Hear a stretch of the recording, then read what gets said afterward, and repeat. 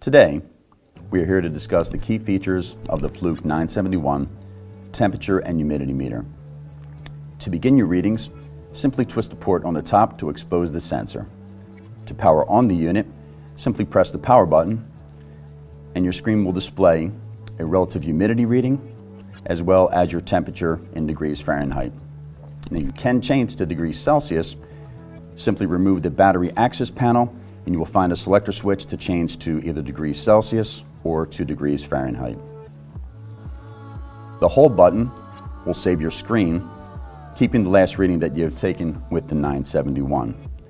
To return back to a live reading, simply press the hold button one more time. Now your meter will measure in ambient mode. To access your dew point measurement, press the ambient button one time. To get to your wet bulb temperature, press it once more. To return back to ambient temperature, just press the button one more time. We do have a min-max feature on the 971 as well. Simply press this button. You will have your min-max reading on the screen, and to sequence through, press the button once to get your minimum reading, press it once again to get your average, and once again to get your maximum reading. To exit this mode and go back to a live measurement, simply hold the min-max button down and you are now back to a live measurement.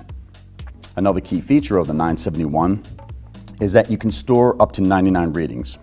To save the reading, simply press the save button and a numerical sequence will be assigned to that reading. To recall your previously saved readings, simply press the recall button and you will see a numerical sequence has been assigned to it. Simply assess those with the up and down arrow keys to recall your previous readings. To exit this mode, simply hold down the recall button to go back to a live measurement. And these are the key features of the Fluke 971 temperature and humidity meter.